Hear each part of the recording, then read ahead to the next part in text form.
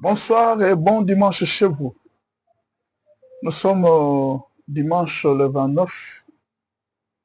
Oui, c'est ça, non? Dimanche le 29, non pas le 29, le 28. Dimanche le 28 juin 2026.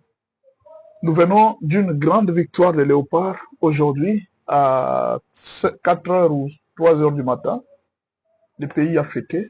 Je crois que c'est la première actualité qui est très chaude, la victoire des Léopards. Il n'y a pas longtemps, Martin Fayoulou, Nanga, Francine Mouyumba ont déclaré, ils ont dit qu'ils étaient en train de regretter qu'à travers la politique qui unit tous les Congolais, le président Félix Tshisekedi veut faire de la récupération politique. La politique doit être neutre. Non, le football doit être neutre. Mais ici, s'est passé quelque chose où on a compris que le football ne peut jamais être neutre. Le football est politique. Vous savez, tout ce qui attire le peuple devient politique. C'est difficile quand quelqu'un traîne les foules sans qu'il soit mêlé à la politique. C'est difficile.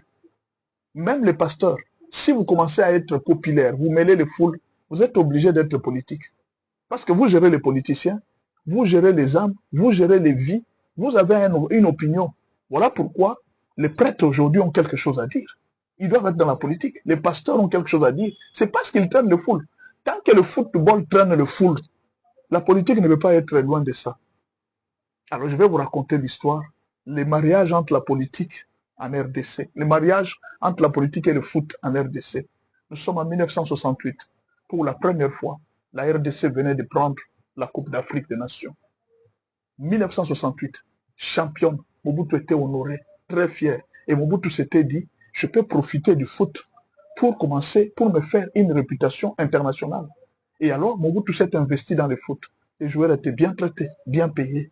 Jusqu'à arriver en 1974, 1974 donc, où notre équipe, qui était la première équipe subsaharienne, on peut mieux dire, la première équipe noire de participer à la Coupe du Monde, c'était la RDC, de l'Afrique subsaharienne, pas la première équipe africaine, parce que le Maroc était déjà parti, l'Algérie et d'autres pays, mais la première équipe subsaharienne, ou bien la première équipe d'Afrique noire à participer à la Coupe du Monde, c'était les Zaïre.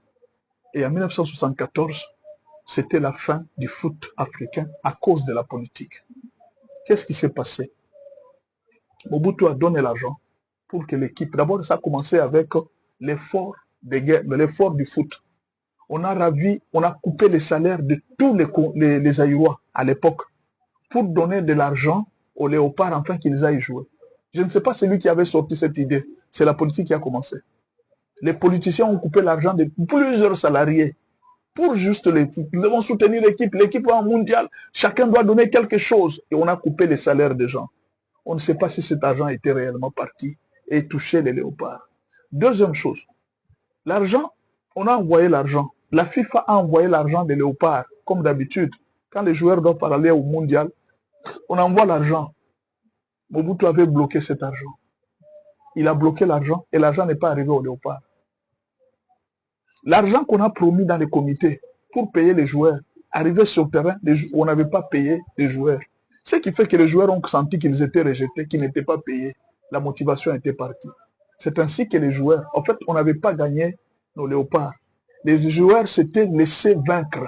Ils ne jouaient pas avec motivation. Ils étaient en quelque sorte rejetés financièrement. On ne voulait pas leur payer l'argent alors qu'ils étaient au mondial. Ils avaient quand même d'autres joueurs. Ils parlaient avec d'autres joueurs. Chacun parlait combien il a été payé. Nous, on nous a payé autant. Nous, on nous a payé autant. Et chez eux, rien. Vous jouez seulement, jouez seulement. C'est là que la politique avait détruit. Quand les joueurs sont arrivés, Mobutu les avait rejetés. Il a dit, comme vous avez refusé de gagner, vous nous avez montré la honte, alors à partir d'aujourd'hui, moi et le foot, c'est fini. C'est depuis lors que le foot congolais n'est plus jamais monté. Jusque les années vers 1980, c'est alors qu'on a commencé pour la... Imaginez depuis 74, 6 ans après, l'équipe ne montait plus, Mobutu ne donnait plus rien, il avait abandonné le football, Mobutu s'est tourné à la boxe.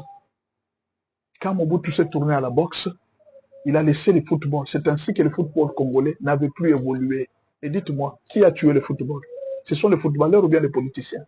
Donc, depuis toujours, la politique a toujours eu une influence sur le peuple. C'est-à-dire, quand le président ne trouve pas son intérêt avec le foot, il abandonne le foot.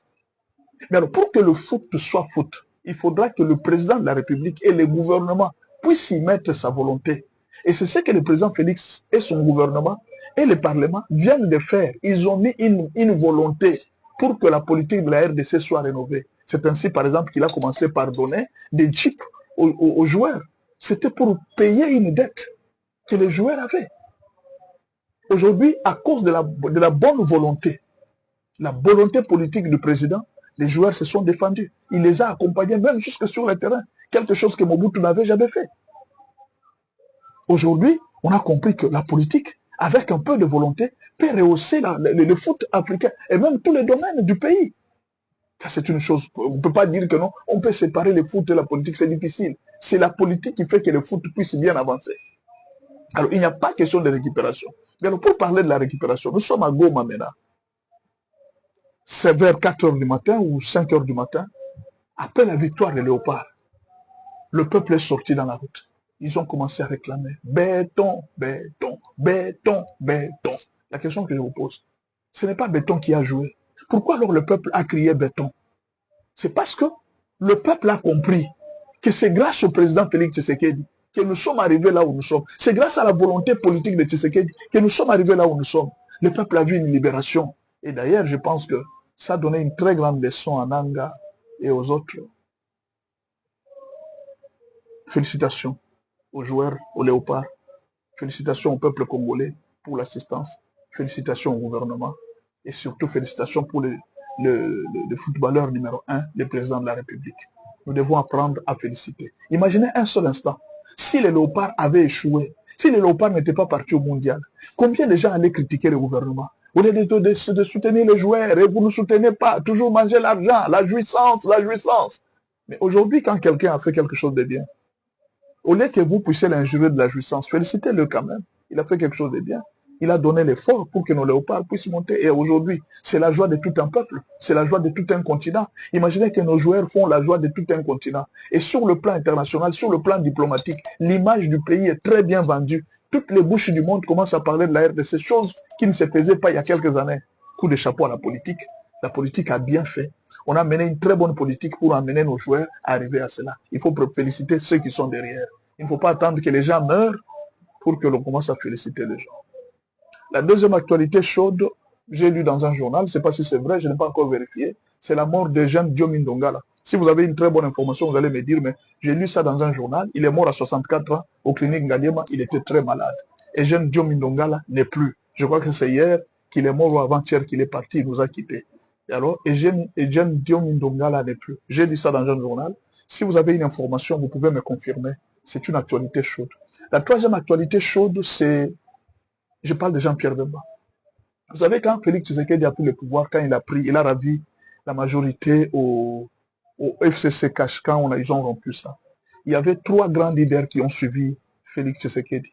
Il y avait Jean-Pierre Bemba, il y avait Vital Kamerhe, il y avait Moïse Katumbi. De tous les ministres, de tous ceux qui ont travaillé avec Félix Tshisekedi, il faut reconnaître que Jean-Pierre Bemba est le seul qui a montré une bonne volonté politique. Regardez seulement ce qu'il a fait avec l'aviation. Regardez ce qu'il est en train de faire avec les trains qu'il est en train de restaurer, de Kintambo magasin jusqu'à l'aéroport. Regardez le travail que Jean-Pierre Bemba est en train de faire avec le permis de conduire qu'on a eu dans peu de temps. Alors que l'ONIP n'a jamais réussi à nous faire des cartes d'identité. Jean-Pierre Bemba, dans peu de temps, a pu avoir quand même des permis de conduire dans trop peu de temps. Vous voyez un peu, il faut dire que Vital Kamerhe n'a pas laissé des empreintes pendant qu'il a travaillé avec Félix Tshisekedi. Il était ministre de l'économie, on n'a pas senti son impact. Mais aujourd'hui, quand vous voyez avec Jean-Pierre Bemba, l'aviation congolaise peut aller maintenant aujourd'hui même en Europe. Vous voyez un peu ce que ça fait. Aujourd'hui, les avions commencent à rouler, nous pouvons même avoir des avions qui vont jusqu'en Europe. Aujourd'hui, nous sommes en train d'espérer que bientôt le transport sera encore très facile. Dès qu'on va ouvrir les trains qui va quitter de Kintambo jusqu'à l'aéroport. Imaginez un peu combien de moyens il va faciliter le transport. Il faut féliciter quand les gens font du travail. Coup de chapeau à Jean-Pierre Bemba et aux autres. La deuxième partie viendra avec d'autres actualités chaudes. Suivez-nous. Merci beaucoup et à la prochaine.